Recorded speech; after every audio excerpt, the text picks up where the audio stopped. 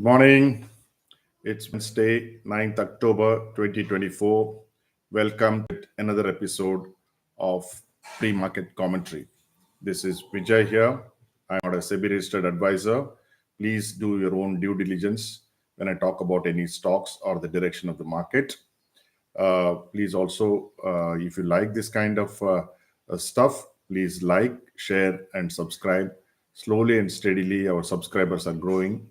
You need not pay any money for that, so it will only help me to reach a wider set of audience based on the YouTube algorithms. So today is a very crucial day. In my opinion, is one of the most let's say crucial RBI meets in a very long time. Why is it crucial? We will discuss a little later, but let's start off with what happened yesterday, and based on that, we will look at the cues this morning. Nifty metals declined for the fourth day in succession. Tata Steel and NMDC came down, all because China was the meeting which was supposed to be held to jack up the let's say the stock prices in one way, and to talk about what the fiscal stimulus which China was supposed to give, that turned out to be a damp squib. Hang Seng crashed and China fell off the highs yesterday. And metals which had built up great expectations because they expected something big from China were disappointed, and that showed in the prices. US markets closed in the green. Tech stocks outperformed as usual. Oil prices crashed, and so did many other metals. We'll come back to that later. So that was Nasdaq went up, and then S&P also closed higher. So gold and silver also were crushed yesterday, which was very surprising, but that's what happened. Then if you come to what happened here, Nifty snapped its sixth session losing streak. There were a lot of fear yesterday that China will announce some big measures. There were also fear that BJP will lose BJP will lose Haryana, which turned out to be a pleasant surprise as far as politics are concerned. There is still a lot of gloom and doom, with most analysts expecting this to be only a relief rally or a dead cat bounce. I would think otherwise. This can be only a dead cat bounce, and it can come down only if there is a flare up in the Middle East. That is my biggest fear. Otherwise, this is a classic case of shaking out the weak hands, and I think that is how markets have done in the past. It's happened in September, it's happened in August, it's happened in June. So I expect us to actually go towards making new highs, all things being equal. So Nifty mid cap also went up. There was a dead cat bounce, in my opinion, in the public sector enterprises stocks. They went up 5%, 6%, 10%. Energy is one more thing which went up. Pharma, across the board, market went up. So it looked like as if the buyers are just rushing in. They've forgotten what happened the last 1 week. I think the smart buyers would have been doing it a day before yesterday. As I had mentioned that generally the market bottoms out either on the day of the election results or the prior day. It looks like many stocks had their bottom yesterday, and yesterday was a very pleasant surprise because in the morning it showed as if the Congress will win, but somewhere along the line the tables turned dramatically. So that's what happened. IT went up, realty went up. Across the board you saw that going up. So what did the FIs and DIs do? Well, expectedly, FIs continue to sell, but in a smaller measure, because there is some residual selling left out, and that I think completed yesterday. I think today onwards they'll sell less, or they may be net buyers, because the speculative positions even in the F&O moved on from short to long as far as FIs are concerned. So now the market is very light. All it needs is a trigger, and that trigger can come via RBI. So DIs bought more than FIs, so net it was positive as far as the institution numbers were concerned. FIs at 5,700 and DIs at 7,000, round number. Global equities, as I mentioned, Dow Jones went up. Dow Jones actually opened in the negative significantly, and then it crawled back to positive by 0.3. S&P almost 1%, and Nasdaq leading the pack by 1.5%. FTSE, DAX, and CAC were down primarily because at that point of time the US markets were showing negativity when they closed. So that was why they were down. Otherwise, surprisingly, Europe is stronger than what one should have expected it to be. Commodities, Brent fell 4%, big fall. Actually, it fell much more than 4%, 5.5%, 6%. Then it has bounced back a little bit. I think Brent will settle between 75 to 80 till the next bout of uneasiness happens.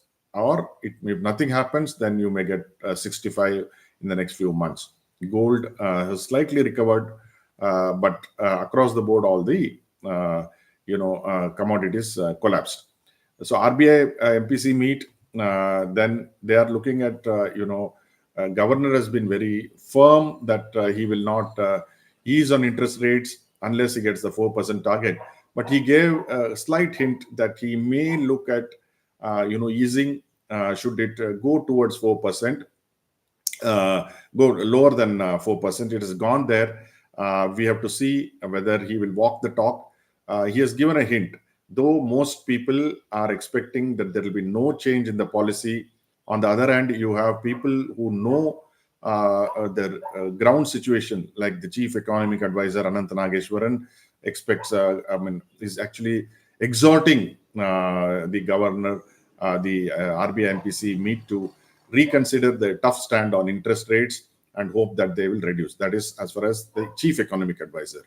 Then another big voice and a very experienced voice is Governor Rangarajan, who also wanted a cut of 50 basis points actually. And he said if you can't do 50, do 25. Then you had Sajid Chinoy, who was in this Economic Advisory Council of the Government of India, who's with JP Morgan, also exhorts that the RBI MPC should cut. Then you have the previous RBI MPC committee, Jayant Verma, who also was constantly talking about a cut. He said they are behind the curve, which I completely agree. And Jayant Verma goes on to say that 1% of GDP has been lopped off because of this tight monetary policies. Now, the talk about banks not getting any deposits is all humbug, as data has shown that banks have got incremental deposits. The issue is they are not giving out loans. Now, if you give loans, then the deposits will come back and the economy will go on a much smoother path. Now, that is left to the mavens of RBI, whether they will really consider this or not. So that is as far as the this is what the king things to watch out for. How much the RBI talks of GDP, what do they talk about inflation expectations, and what is the growth next year. But as I said, experts believe unlikely to announce rate cuts. But I won't be surprised if they announce a 25 basis point rate cut, as I keep mentioning that globally, all the central bankers are on an easing path. Now, Fed has done 50 basis. ECB started some time ago, the European Central Bank. Now, the next meeting, they will again get a cut. You have had China, which has given a cut, Hong Kong, across the board, you have had cuts. So I don't see why India should lag behind as far as cutting is concerned. If you really look at only food inflation, it has been fluctuating quite wildly because of the monsoons or because of the heat. I think normalizing it, I think now generally the food prices will fall during this period.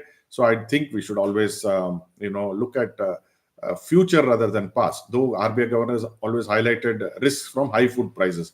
High food prices, in my opinion, are a thing of the past, and we should see good days ahead. But the economist survey expect RBI to cut in December. In my opinion, December will be too late, but you never know what RBI will do. Finally, we expect them to use their intelligence and knowledge. The one other important thing is the thing about Hyundai Motor IPO is coming out. They have confirmed it.